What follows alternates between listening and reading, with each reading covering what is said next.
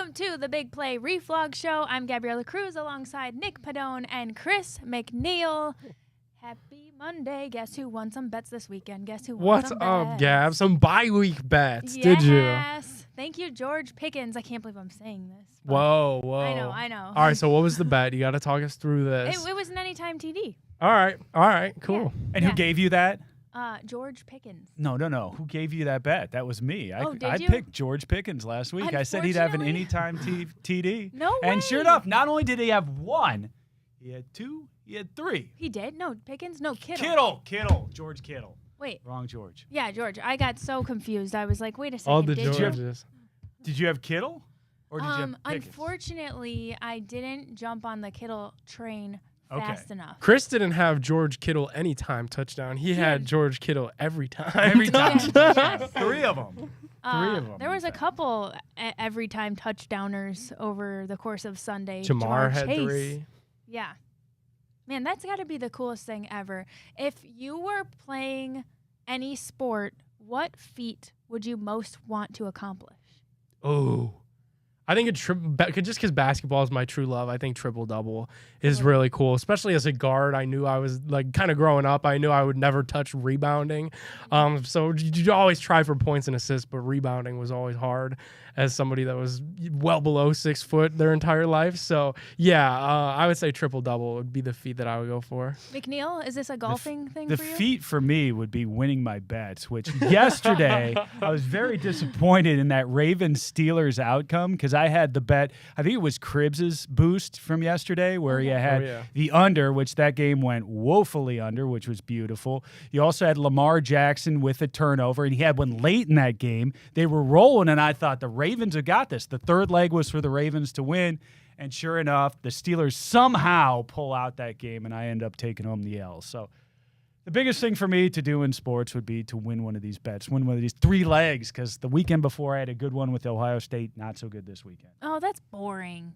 You play golf. Come on, something there. All right, I've had a hole-in-one. You have? Oh, he's already accomplished his dreams. So I've had an albatross, which was a 2 wow. on a par 5 before. So, I don't know, win the Masters. Fit me for a green jacket. There we go. There we go. That's all right, Gab, what's yours?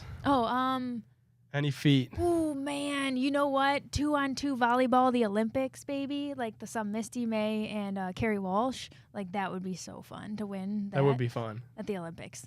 That's Even though I'm a one. track head at heart. And I think the coolest thing in track is when you can win multiple events at the highest level. Because it's really hard to specialize in one, let alone take home gold in more than one. So probably one of those. Now, are you a volleyball player? I am. Okay. I do. All right. Are you a setter or are you a spiker? Back-to-back Whiskey League champions. Nice. Whiskey Island, I mean. Whiskey.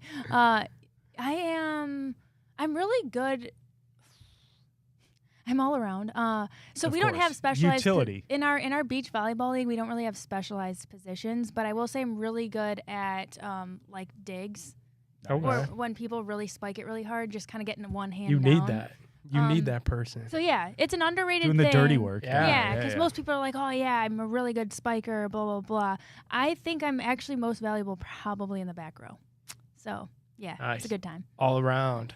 All right, guys. Well, I feel like we're delaying the inevitable. Browns on a bye week. Yeah. Got the 49ers coming up. The AFC starting to take shape. Really, the NFL. I feel like now week 6 kind of got a great grasp on which teams are good, which teams are bad. I know we're going to power rank some teams. We're going to give you guys some more bets this week, so stay tuned for that. We got Gab, who's hot, but we got me and Chris, who need to kind of win some bets a little bit. So I didn't tell you about my losses. It's okay. We got to listen to Gab a little bit in that segment. We're going to fill in some blanks, take you guys through some more Cleveland sports headlines, and we will do that all straight ahead. Don't go anywhere.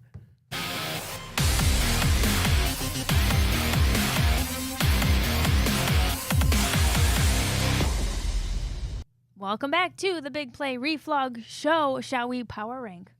Let's do it, Gab. Okay. Yeah. All right. We're going to power rank the top 3 teams in the NFL right now.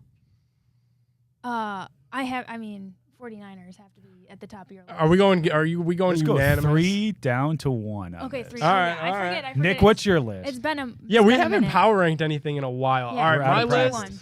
I'm going to go number 3, Philadelphia Eagles. They're undefeated, but they've shown flaws. I get them, San Fran, only undefeated teams in the league. Right.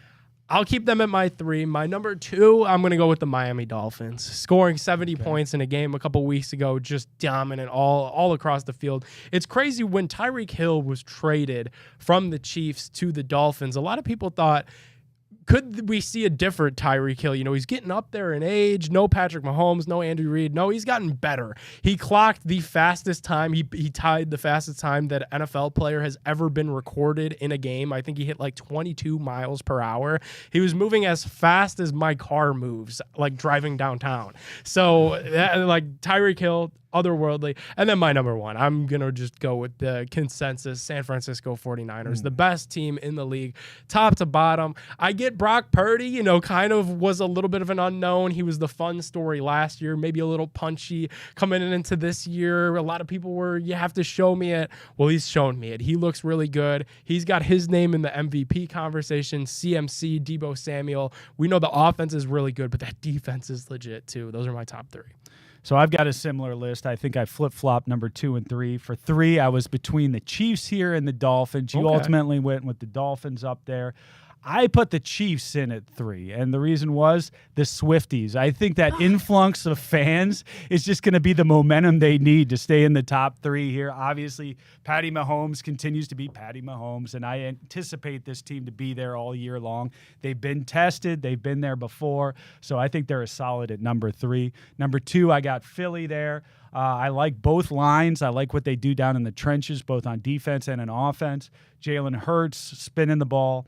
I like the Eagles at 2, and for number 1, I've also got the fighting Brock Purdy's up there. San Francisco, number 1, who we get to face this week. I think they're pretty solid. We saw over the weekend, they're just fantastic on national TV. They just went out and killed Dallas, and Dallas pulled a Dallas on national TV as they normally do. So Yeah. there's my top 3. Okay. Dang. All right, well, Chris kind of stole mine. Did I? Nothing yeah, wrong a with little, that. a No little love bit. for the Lions in there? Because I was going to put the Lions I up didn't there. get to watch the Lions yesterday. Okay, Detroit, you know, they're a lot like us. I think their fan base is very similar to the Browns. They've been downtrodden for years and years and years and years, and it's good to see that fan base finally have something to root for. So Yeah. I got Detroit just outside of my top 3. Same. They're in that like tier 2. Like I got Buffalo in that tier right. 2. Certainly Jacksonville, who just beat Buffalo this past week, is kind of in my tier 2 of teams. You know, definitely nothing wrong with that. You're looking at a long 17-week NFL regular it's still season. pretty early, too. It's still super early. So a team like Detroit, a team like Buffalo, Jacksonville, you still have time to catch fire into this later half of the season and really be hot at the right time moving into the NFL playoffs. I Does not apply to Carolina. I love the Browns in that category too. A team that really could take advantage of that back half of the schedule, beat up on some easy teams in December, and be hot going into the postseason. Yeah, what about just AFC teams? Oh, AFC teams. I'd probably go Miami, Chiefs, Kansas City, Buffalo. and then Buffalo. I can't sleep on. I get Buffalo's been up and down all year. The defense maybe a little bit shaky. They've had injuries. When your quarterback is Josh Allen, you're gonna find your way into the top 3. It's just really good. Where do you have an AFC North team? Not that high. Yeah. Isn't that surprising? Not Right? that high.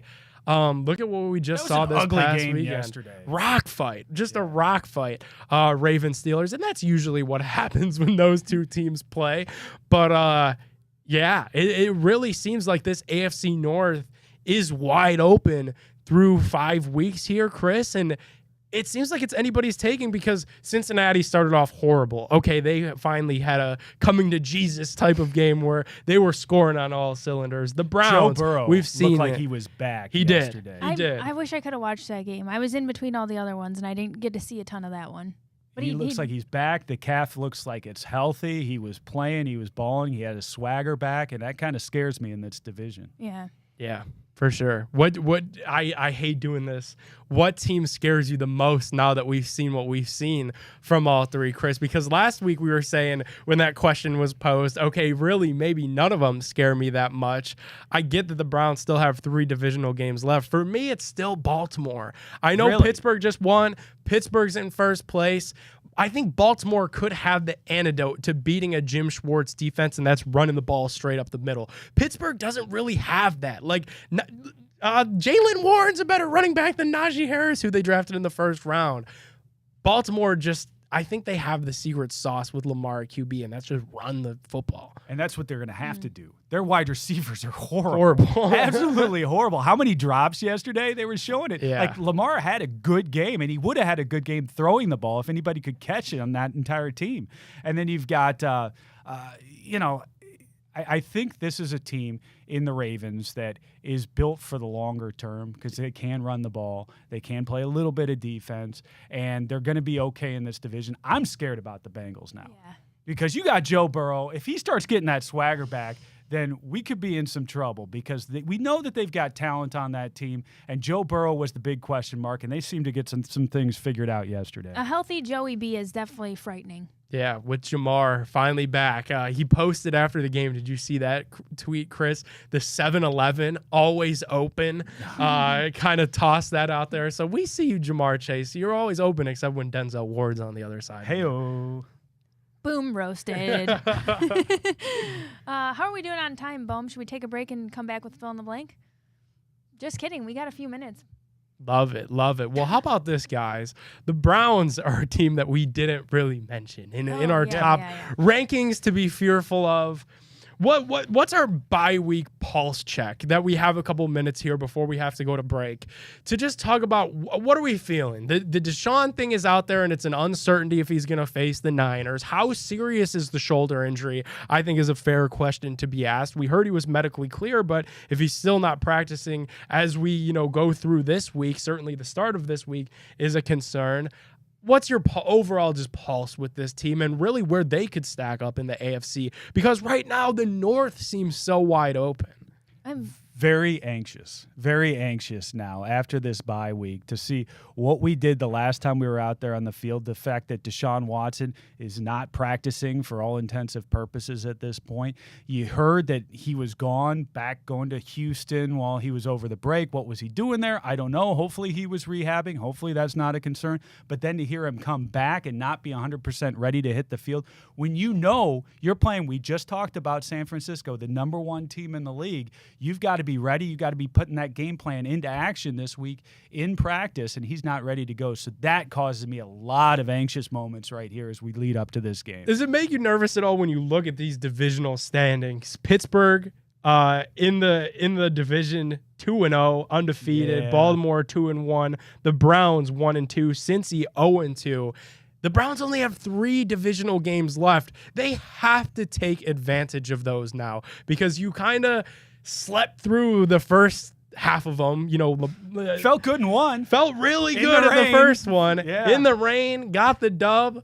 But then, did things go south in a hurry. When Nick Chubb gets hurt against the Pittsburgh Steelers, Deshaun Watson decides he doesn't want to play against the Baltimore Ravens. Now you got to make up ground in this division. And until you win those divisional games, you're always going to find yourselves late in season being like, we got to have other people help us out. We need these teams to lose so we have a chance to get in there, or you just play the wild card game. But if they want any shot at this AFC North, they got to take advantage of those 3 games that are left. And they got to get in rhythm on offense, which is tough right now with Deshaun being out, and obviously Nick Chubb lost for the season and maybe beyond. And an offensive line right now, there's some question marks up front. We did not think coming into this season, losing Jack Conklin right off the bat. And it seems like that's the least of our worries. Yeah. Yep.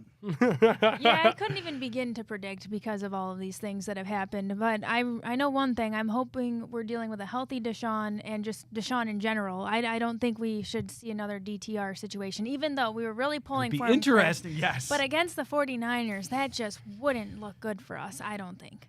No, that would be an ugly afternoon. It would be. If we have to put DTR out there. It'd be bad. Yeah, if you thought hitting up some of your local, Patterson Fruit Farm, doing the pumpkin patch with the girlfriend and the family, if you thought that was fun during the bye week, let me tell you a little bit about the apples that will be picked during a DTR 49ers game because there will be a lot of Browns fans taking another bye week if it is DTR against San Francisco. Speaking of bye, let's say goodbye briefly. It's not forever. Not Just- forever. It's Just for a commercial break. And we'll be back with Fill in the Blank.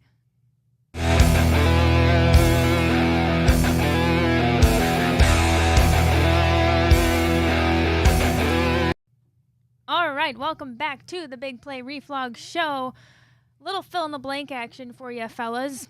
Of the remaining teams, my ideal World Series matchup would be Ugh. blank Played on the moon. versus I blank. mean, have you been following? Not any at of it? all. Not even in the least. Is Tampa Bay still in it? Nope. Nope. Okay, sure. They're gone. I have some Dodgers friends. It looks like Dodgers are still in it. Yeah. So AL is Twins, Astros, or Rangers, Orioles. NL is Dodgers, Diamondbacks, or Braves, Phillies. I'm with Chris. You could play the World Series on the moon. I don't care, especially with the teams left in the AL. I mean, definitely don't let the Twins get in there. Not the Astros either. I guess I'd be fine with the Rangers. You don't like the rags to riches on the Twins? No. It hurts when it's in division. Yeah, like that. no, I'm the I same don't way want because there was a time back years ago where I'd say, oh, if the Twins make it in, that's a nice story. I like that. But now I'm way too jaded, so I don't Same. want to see the Twins. I don't care about the Rangers. I really don't care about the Orioles. I would like to see the Astros just so they can get their asses beat. That's what I would like. Okay. So I wouldn't mind seeing them in the World Series for that reason. That gives you the heel. Then you have the WWE, WWF. You've got the heel walking in, and then I can go for the NL team. Who's doing the beating? Is it the Phillies, Braves, that's- D-backs, Dodgers? I don't like any of those either. So I'll give it to Philly. I love Philly fan because they're so passionate. They're like us. They care. You know, you get to LA, the Dodgers, they really don't care. The Diamondbacks, come on, give me a break. And then the Braves, they traditionally just like that's secondary in that town. They've had playoff games that they haven't sold out, Yeah. you know, in the last 20 years. So yeah, give me the Phillies, give me the Astros, and then go Phillies from there. that's weird. I would rather see the Astros get beat in the ALCS and not even make it there. But then you got to have it. What team do you want in there? Do you Not wanna them. see the I'm so Rangers? sick of You wanna seeing see them the on the Orioles? biggest stage. What are you talking Yeah. about? Yeah, I am sick of it too. I'm sick of a lot of the teams on this list, to be Sick of honest. baseball. Yeah, Just like I'm a sick lot of of baseball. a lot Bring of on the these teams. Cavs. Bring on the basketball. Yes, Let's go. I am excited for Cavs season. No lying there. Before we get to Cavs, which I don't think they're on here, but the best team in college football right now is To be the best, you got to beat the best. Give me Georgia. They're currently ranked #1 in the AP. We saw last year what they did. They saw what they did against the Buckeyes last year. Buckeyes are up there at #3. You got the hated Michigan Wolverines in between us. So the way this season's going to play out, we're going to be able to see it on the field, which is great. But I got Georgia still as #1. Yeah, I'm in lockstep there with you, Chris, as well. I think for once for me in a very long time, I have no gripes with this AP rankings of these top 4 teams. Georgia 1, Michigan 2, Buckeyes 3, Florida State 4. I think that's about the order that they should be. Usually, I despise these people, go back and forth over, well, they beat this team by this much. This team beat this team, but really they didn't play anybody. Look at the strength of schedule. The transitive property of sports. So far, I have no gripes with how this thing has laid out, kind of 1 through 4. And it's worthless anyway. It is I until mean, you the get AP until the means end. nothing. Means Yep. absolutely nothing, and we get to see it on the field, which is good. And we get our shot at Michigan, and we'll get our shot at Georgia as long as we just keep doing what we need to do and continue to win. Yeah, and a couple of really big games coming up for the Buckeyes. I get that. This next one might not be the most Buckeyes glamorous. are looking past the next one. Did you see that tweet today? I did. Coming from the official Ohio State football account, they're already prepping you for scarleting out Ohio Stadium against Penn State. Totally overlooking Purdue. These coaches, Ryan Day, they could say all they want to about we don't look past anybody. We're only looking at our next opponent.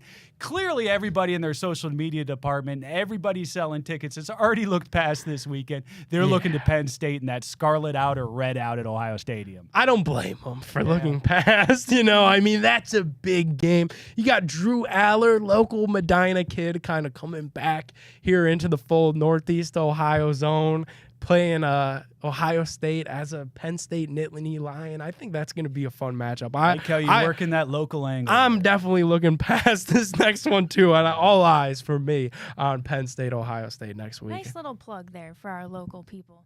Let's go to Deshaun. Deshaun not practicing today is. Yeah, so it's Monday. And I think there's a lot of thoughts that could be had. I think the most rational one is that nobody wants that. It's the beginning of the week, though. It's going to be a long week. We talked last week, and I said this, and I got a lot of heat in the replies of the show of saying how many times have we seen this movie play before. I'll do that again with this because there's people out there like, oh, he's just going with the flow, whatever everybody else is saying. Nick is just going with, okay, well, as someone that was covering this league as a teenager, I've seen this movie play out before as well too. And here is how this will play out. Deshaun not practicing on Monday. He'll be limited when they get back to practice on Wednesday. Tuesday's their scheduled off day. Thursday, he'll be limited again. And on Friday, Kevin Stefanski will address the media and he will list Deshaun Watson as questionable. And we'll play this game all week long leading up into the weekend because Deshaun doesn't know, Kevin doesn't know, Andrew doesn't know. Nobody knows. Right now, we're just operating in this unknown where we know the facts. He's medically cleared. Yes, he didn't play because he felt like he was unable to. Also true. They said he wasn't able to push the ball 10 yards downfield, 15 yards downfield. To me, how do you get medically cleared if you can't throw the ball 15 yards downfield at that position? So I think there's a lot of questions that need to be asked in Berea this week. And I've seen this movie unfold before. It's not the end of the world right now. It's really going to come all the way to the end of the week. And the answer right now, at least according to Kevin Stefanski, is he is not functionally ready to play. And so Deshaun not practicing today is functionally BS. Come on. Do you think he's Get out there. If you could only throw it 10 yards, try and throw it 10 yards. Let's see what you've got. I mean, unless you're really scared that he's not going to play at all, and you don't want to show that, I guess, to the 49ers at this point. But, let's see what you got in terms of an arm. To me, I think that he should at least be giving some sort of an effort with the rest of the team so that we can get a game plan and see if we can execute a game plan. Whether it's inside or outside, I don't care. But get that functional readiness out there on the practice field. Yeah. Do you think he's afraid to play the 49ers? I don't think so. I would implore the serious. fans. I would be after watching that game. Yeah, absolutely. I mean, maybe you milk that shoulder a little extra after you've been seeing what they've been up to. I don't know. And yeah, maybe that is a possibility. That defense is no joke. Who y'all got? Nick Bosa or Jedrick Wills in the visor? How about Eric Armstead on the other side, or Jedrick Wills, or rookie 5th-round tackle DeJuan Jones? So maybe that is a little bit of an apprehension for Deshaun. But I think the biggest thing in all this is we could listen to these Stefanski press conferences where he goes up there and he says nothing. But really, you have to follow their actions. Follow their actions when they put together, starting on Wednesday, these game reports, these injury reports. Was he limited? If he was a full participant Wednesday, Thursday, Friday, okay, then he's going to play. But if he's limited and he's limited through Friday, that gives you all the indication that you need to know that they're really not sure if he's going to give it a go on Sunday. So you got to follow the actions, not the words. If Deshaun can't go, are we confident in rolling out DTR? I mean, that's another piece. Stefanski said again that he is the QB2. They're not changing anything there. Well, the only thing they need to change is to make changes that'll suit him, right? Well, maybe we need like Lou Holtz or somebody to call him soft at this point, right? You've already got a guy, he says, blocking everybody on social media, and then he's not playing right now or not practicing because he says he's got an injury. Does it come up that maybe he's a little soft? Is Deshaun Watson kind of soft in this situation? I don't know. Maybe he needs an 86-year-old man to call him out. Seemed to work for Ryan Day. See if it gets him out on the field, gets him a little motivated to play for the 49ers this week. It sucks too for Deshaun, and I will always give the player credit for knowing when to stop and saying enough is enough. My body's not right to play the position. However, Deshaun gets put in this horrible box for him personally, me being as objective as I can be, because the last guy that was here, Baker Mayfield, was playing and that shoulder was dangling by the bone. I mean, it was ripped off. We saw the brace seemingly got bigger week in and week out. It was like one of those social media gimmicks, Chris, like retweet this and we'll make the brace bigger every time. They were literally making the brace bigger every week because his shoulder was falling off the bone and he was still going out there and giving it his all, regardless of what the O-line looked like or regardless of if he was afraid to play the 49ers. So I do think Deshaun gets put in a tough spot because Yeah, the last guy did go out there when he wasn't good physically. And this guy's getting $230 million, so you'd like to see a little bit more. Way to endear yourself to a fan base, man. Way to do it. You're crushing it. Between the blocking on social media and now this, absolutely crushing it. Give that marketing guy a raise. Let's go to break, and we'll come back with some big play bets.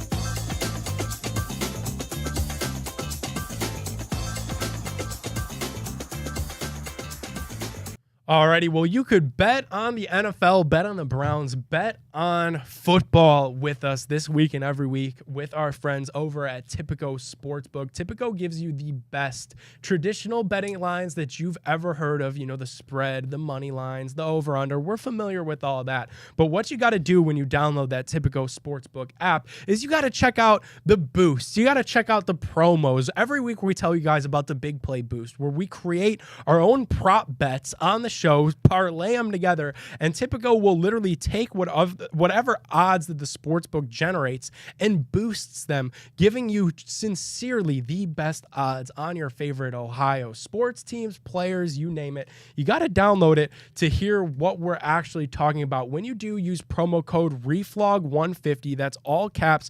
Reflog150. You're going to get $150 of bets on us plus a $30 dog pound bet to bet on this Browns game, Browns 49ers. We're going to talk about it right now. You got to be 21 years or older to gamble in Ohio. Gambling problem, call 1-800-GAMBLER. Let's take a look at some bets for this week. We'll start things off on a chill note. Thursday night football, the Broncos are 10.5-point dogs at Arrowhead playing the Kansas City Chiefs. The Broncos, guys, are a complete and utter mess. They lost again this past week to the New York Jets on a game that Russell Wilson literally fumbled the game away. He is so washed up. I'm not touching anything Denver related for the whole rest of the year. I haven't seen a whole lot of them play, but I do know that even with Travis Kelce, I think the ankle is okay, don't you? What we saw yesterday. So Jordan Schultz, friend of the show, said it's a high ankle sprain. He came back in the game. He scored a touchdown. He's good to go. As good as you can be. And Mahomes is a little banged up too, but obviously, so when it comes to, I skipped ahead, covering. Did you ask that? Yeah, we could just jump right into it. Cover that 10.5. It's a big spot for sure. Yeah. What do you think, Chris? I think they can still cover. Oh, I think absolutely. I don't buy in. The Broncos are just a mess. Just a mess. You see that they lost, as Nick was saying, to the Jets in the Wilson Bowl. You got Zach Wilson. You got Russell Wilson. I mean, nobody cares about this game. The Broncos dropped that. Broncos still getting 10.5. They're going to Arrowhead. Traditionally, this is a divisional game, so you say throw out the records. It doesn't matter. You can keep the records. It doesn't matter. Whatever. The Broncos are going to get run here at Arrowhead. It's going to be ugly. It's going to be high scoring, and I think that the Chiefs definitely cover the 10.5. All right, Chiefs 10.5, but you said high scoring. Are you going with a rare Thursday night over? You know, traditionally, these primetime games, and we made the joke last week, and we went a little viral making fun of Al Michaels. These games were just in primetime, like you want to throw up at halftime. They're horrible. Wake up, Al Michaels. We're going to see some scoring. Maybe the game's not great, but we're going to see the ball move down the field, at least for the Kansas City Chiefs. I'd agree with that. And for the Broncos, I don't really know what they're going to trot out, so I'm staying away from the total. 51.5 is just way too much, because that means Russell Wilson would have to carry his weight. Yeah. I don't trust the guy at all. Like, I really think that as bad as DTR was, as bad as some of these backup quarterbacks in the league are, give me Gardner Minshew over Russell Wilson at this stage in his career. I say that in complete sincerity. The Broncos are just a mess, though. They're going to trade a lot of players on that team in the very near future to recoup some of those picks. People forget they had to trade for their coach. They had to give up draft picks for Sean Payton. They're going to look to get some of those back. They could trot Woodrow Wilson out there at quarterback and 20th president of the United States, and they're not going to win that game. Ultimate Wilson Bowl. You guys know the score of the Chiefs-Bears game that one time? Chiefs-Bears. I think it was the first game that Taylor Swift showed up. Was 41-10, which would actually still be under this point total. Then under. Yeah, okay. I'm on the under firmly, as well as the Chiefs. Will Taylor Swift show up for primetime? Yeah. That's a given, right? We talked a little bit about it on the show. we weren't really sure about Mama Kelsey and, and the whole just vibe that was all very early. I implore everyone watching, plus you guys here if you haven't seen it, she did a hit on USA Today, and it was uncomfy. The hosts were just doing their job, and they were asking her, well, what was it like having Taylor up in the booth with you guys? And she did not want to answer at all. Who? Mama Kelsey? Mama Kelsey was not vibing with it. And that comes off the tails of Travis and Jason on their show saying that the league is kind of overdoing it a little bit with all this. That was taken a bit out of context. It was. I mean, that would be pressure, because what about this? What if you're in the early stages of dating someone and you notice that you're not in as much of a hit in person as you are as a headline? That would be some awkward territory to navigate. Yeah. I'm not implying anything, but I'm just saying the reality is You're just stating it. He was hanging out by himself on his birthday in Kansas City. I mean, they had that picture of him at the drugstore where he's buying the backwoods or whatever it was. I don't know, man. I don't know. Yeah. We're all behind it, but maybe it's just not a match in real life. Maybe. I'm going to say no to answer that question for our bet segment. No, I don't think Taylor's going to be there in Arrowhead. All right. We'll be seeing. They're going to drive her personally to be there. I mean, come on. Amazon Prime, whatever they could do to get her there is going to happen. Yes, Taylor Swift will be there. All right, let's go Sunday Night Football again. What is with these primetime games? I would love to attend the open bar where they create these schedules. Giants plus 14-point underdogs in Buffalo against the Bills. We were talking about the Broncos being so bad. The Giants might somehow be worse. What are they cooking with Daniel Jones out there, Chris? The battle for New York now on Sunday Night Football. You've got the Bills coming back. They're coming back from across the pond, and they're going to be pissed, and they're going to take it out on the Giants, is I think what's going to happen in this one. I'm going to go cover. That's a 2-touchdown spread. That's huge, absolutely huge in the NFL. I'm insane for saying that they're going to cover, but I still think that Buffalo is ready for this. They love to assert themselves as the team in New York because it gets forgotten so often, and they are the talented team here. I think the Bills roll. I think they cover the 14, and I'm taking the over too. I'm liking over in both of these games so far. All right, I'm gonna go with you. I think Bills roll. They come out pissed off. Yeah. They lost a weird game to the Jaguars in London. Those are always a mess. You could never really put your finger on which way those are gonna go. Give me the Bills. I'm going to go samesies on all that. Wow. Did you notice, I don't know, I feel like you can tell a lot by mannerisms and body language with players. And you saw a lot of Josh Allen getting a little feisty and coming off. So I think Gase threw his helmet too. Yeah, so I'm thinking, I'm on board with you guys. I'm thinking he's going to come out swinging. And, let's do the over. It's a perfect And opponent cover. to do it against. Now, the Giants probably will have Saquon Barkley for this game, but the thing that probably doesn't matter that much is that Buffalo D-line is really, really, really good. Remember how they shut down the Browns run game with Nick Chubb last year in that weird game where we thought we were going to play it in the snow, but it got moved to Detroit, and the Bills' defense was just able to dominate. So I think it's going to be a similar thing. Saquon coming back will probably get the headlines in this one, especially for Sunday Night Football, but I'm still on the Bills rolling because they're just that good, and I don't think they've had a chance to truly show how good they could be. Perfect opponent to do it against. Daniel Jones is horrible. Yeah. Many times I am not bought in on that guy. All right, the Cavs, baby. Yes. Are we going to talk preseason ball? I'm fired up. Wow. Cavs at Hawks preseason opener on Tuesday. Now, this is the first time anyone in Ohio has been able to bet preseason NBA action. Now, What's do you have any insider tips for us, Chris, on how one would approach doing that? I barely approach watching preseason action up until this season because I'm going to bet on it. So I'm going to have something down on these games, and I'm going to assume it's going to be a whole lot like watching the NBA All-Star Game with just a bunch more role players involved. You're going to see a lot of scoring and not a whole lot of defense. So I'm going to be betting the over heavily, just like I was in those nationally televised football or NFL football games. I'm going to be doing the same thing with the preseason NBA, and I'm going to expect a lot of scoring and not a whole lot of D. All right, well, it seems like the preseason betting lines are somewhere around over under for point total, Cavs and Hawks, around 219, 224, Okay. 223. So let's just say this. 110 Over apiece. under 220. Let's do that 110 apiece. How you feeling about that? I'm feeling pretty good about that. I'd love to go back. Let's see if I can pull up real quick last year's preseason there you score. go. Okay. Yeah, For give the- us Do a little for the homework. Cavs. deep dive analysis Just for to your see. preseason I'm kinda basketball. curious here. So last year, October 14th, Cavaliers Magic 108-114. All right. So that Hughes hits over under. by 2, right? Ooh. Yeah. So that's over by 2. The other one, 99-105, 113-97. So you're right there. I'm going to take the under.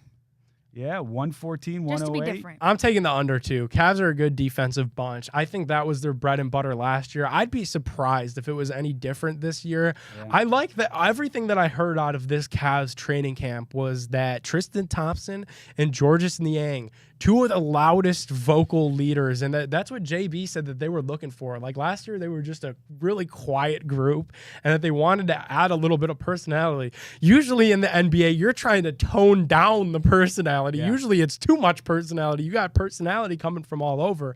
So it's kind of interesting to me that this Cavs team is looking to add a little bit. They did with Tristan, they did with Niang, and I don't think those guys are going to contribute that much, especially when we talk about where these Cavs want to go in the playoffs, but I think for the regular season, it could be cool. Chris, do you have like a win total in mind for the Cavs right now? Oh, gosh, I haven't even thought about that yet. Let's see. What did we have last year? 52? No, were we that low? I was thinking more like 55, 60. No, we weren't up to 60. How that's many for games sure. is it again? 82. Yeah. 82 game season.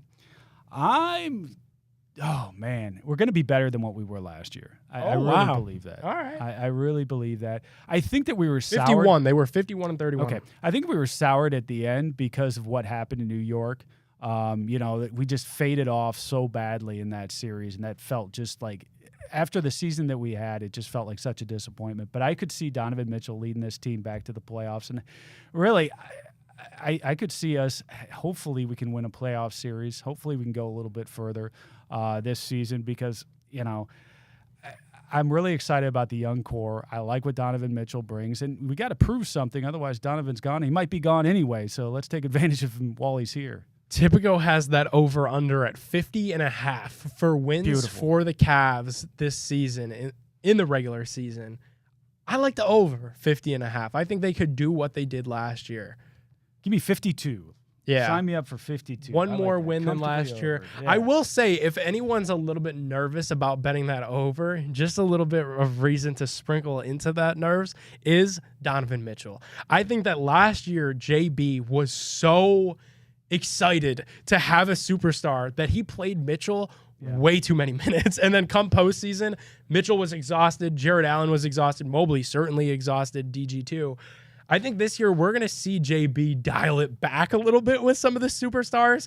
And I think the moves that they made this summer allows you to do that. So now like Max Strus, you go out there and score the ball tonight. Niang, you go out there and score the ball tonight. Even Amani, you go out there and score the ball. So that way everybody else could kind of just follow suit, and it doesn't have to be like, we need Donovan to go get a 70 or we're not winning on Tuesday night against the Raptors in Toronto. So where do you think that puts us in the East? Do you think we're like 4th, 5th? About the same. Yeah. And I think the East is weird because it's top heavy, and it got a lot more top heavy with the Dame till Milwaukee. Milwaukee's going to be really good. The Heat with Jimmy Butler still going to be really good. The Cavs, to me, just Celtics, Philly, then us?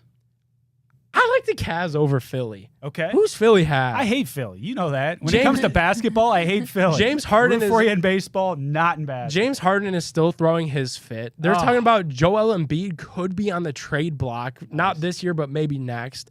And then really Tyrese Maxey, okay, maybe. I always look out for Toronto. They're always sneaky Okay. good. But, yeah, I think the Cavs probably around 3 or 4. I'd love anything that puts us above Philadelphia. I hate James Yeah, Harden. all I right. So, hate his Chris, game. let's go with this. Our expectation, my expectation, we could write this in stone. I didn't expect to do this, would be Milwaukee, Miami, Boston, Cleveland. I'd be very happy with that. I think that's how talent stacks up. I think that's on paper how it stacks up. I would be very happy if the Cavs are a top 4. I'd be happy with a top 5 team in the East. And I'd take that too, and then you get into the playoffs and you roll the dice. Because that's what I'm saying. We learned last year that it doesn't really matter. And we thought so much like, oh, we got home court against the Knicks. We were feeling so good. Roll. Like we got that top spot. Like the field house is going to be rocking. Remember how it was with Bron? And it was. The field house was rocking. I was there. Yeah, but it just did not show on the court. So I really think even if it doesn't turn out to be like that, you know, a top 4 finish in the league, that's fine. That's fine. We saw Miami make it all the way, and they were playing teams, so it really doesn't matter. Just find a way to get in there, get your guys healthy, and get them ready for spring. That's when things really matter. All right. With that, we'll take one more break, and we'll be back right after this.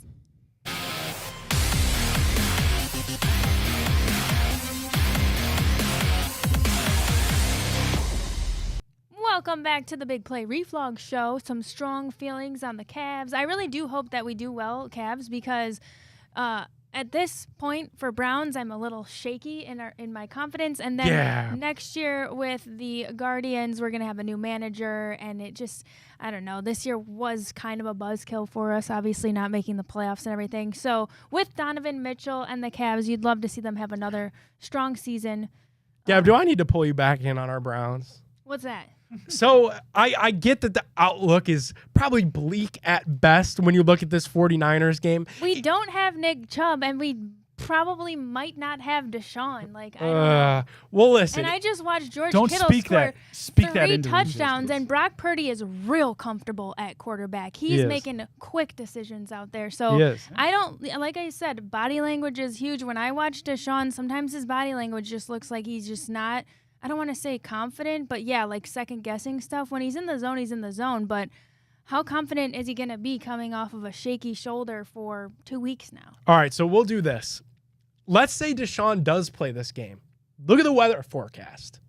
Well, you tell me. Rainy and 50. That's coming from the Big Play weather desk, Nick J. He's Weather. totally not playing. 50 and raining. We know that Deshaun traditionally struggles in the rain. So we could put this 49ers thing as a wash. The Browns are 2-3.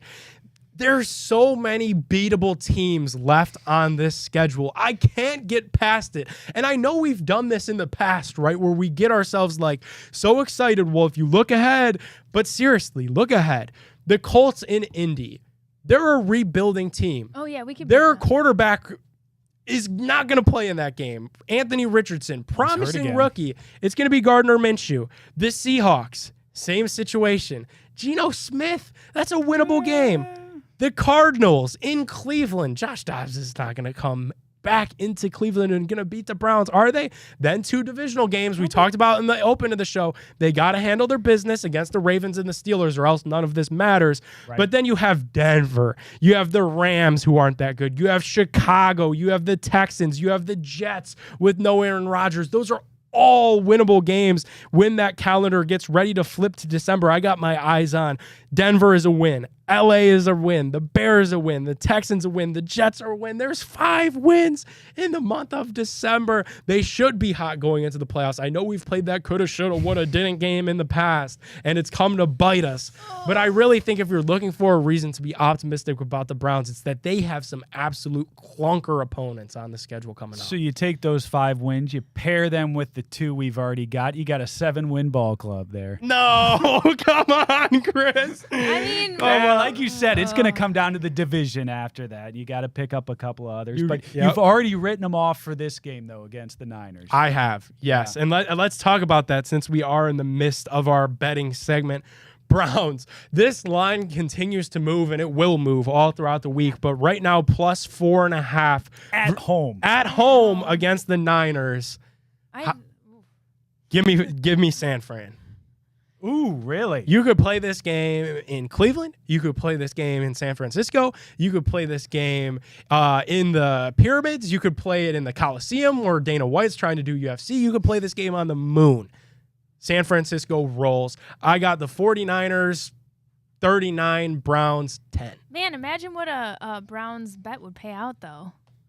Well, on this one, and you've got two factors, I think, that do work in the Browns' favor. Number one, we're coming off of 2 weeks. Now, I know you give most coaches, that's going to be great. Kevin Stefanski may not be the mind of certain other coaches, but you still get 2 weeks for the Browns, and the San Francisco comes off a short week. Number two, they still got to go cross-country to come here. So give me the Browns with the points, and every single one of the points you're going to give me, I will take, but I like the Browns with the points. I know before the show I said 49ers, but I'm going back and saying Browns because I'm thinking that whatever, you said it before, whatever makes sense, it probably won't happen.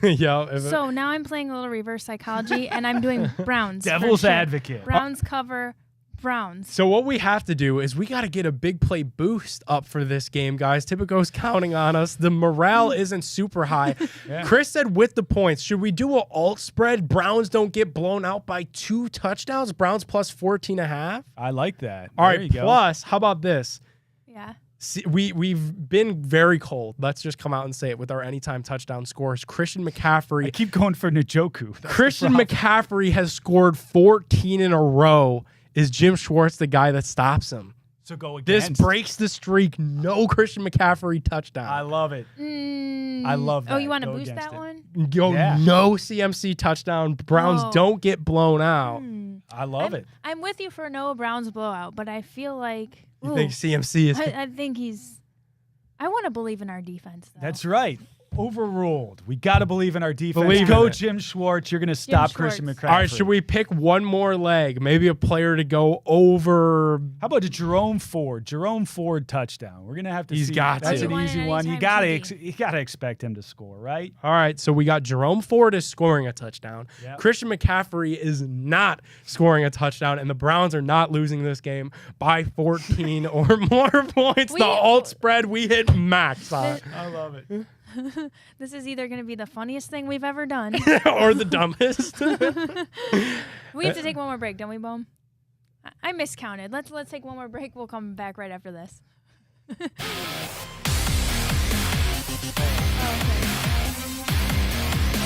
the 44. Oh, okay. Welcome back to the Big Play Reflog Show with Nick Padone, Chris McNeil. I think we went a little over, so what do you think? Should we wrap up? Yeah, wrap up. I think we got a fun week ahead with Cavs starting up. We got the Guardians managerial search is ongoing, and then gotta get through this Browns game on Sunday. Any 49ers. inklings on anything going on with our guards in terms of the managerial search? I thought it was. Do have to ask I that thought it was question. funny that the one name that came out was Kevin Cash. Like, of all the names, and this is such a secure thing, they're keeping this so tight-lipped. Their list of 45 that they've whittled down to like 40. That as Terry manager. Francona Everybody likes- except for Sandy Alomar, who said, I'm not interested. Terry Francona likes Kevin Cash. I like Yeah. Kevin Cash, too. Yeah, I if, do if too. that news broke from Passan, another Cleveland guy, made it big in the media world, and it's Kevin Cash. I don't know how you do that. You'd probably have to either buy him out of his Rays contract 'cause that has, I believe, one more year left, or you just trade for a manager, which is a little bit more common in baseball than it is in other sports. It's weird to me that that's the one name that you let out of all the names. They let the big one out first, and I like it. And they're supposed to fill this by the end of the World Series. There's word out there on the street that they'd like to We'll do see. that. That's what the front office is saying. I don't think that's going to happen. You got a list of 40. That would take, just in Excel, just whittling it down. It'll take you longer than the World Series. How about just interviewing people, whether it's in person, on Zoom, or whatever? You're going to do 10 interviews every day? And it's not like you're interviewing a cashier and screening. Like, let's look at your background check. Okay, how many DUIs do you have? Let's eliminate you there. No, you're interviewing for a position that hopefully you're going to have filled for the next 15 years, ideally. So, good luck whittling it down. Hopefully we get a good one. You know, I mean, to follow Tito now, I think that the managerial position for the Cleveland Guardians is very important versus other clubs because people rally around that. We may not have the money of other clubs, but you had a guy like Tito, and he could draw in some veterans, I think, just because of his personality, because of his history. And if we get another guy who people respect around the league, that'll help us bring some people, even if we might not have the biggest bag. Kevin Cash. There you go. You might not have the cash, but you got Kevin Cash. There we go. Put that on a t-shirt. Cash All right, money. thank you guys for tuning in to another episode of the Reflog Show right here on Big Play. Download that Tipico Sportsbook app, and we'll be live with you again next Monday. Until then, see ya.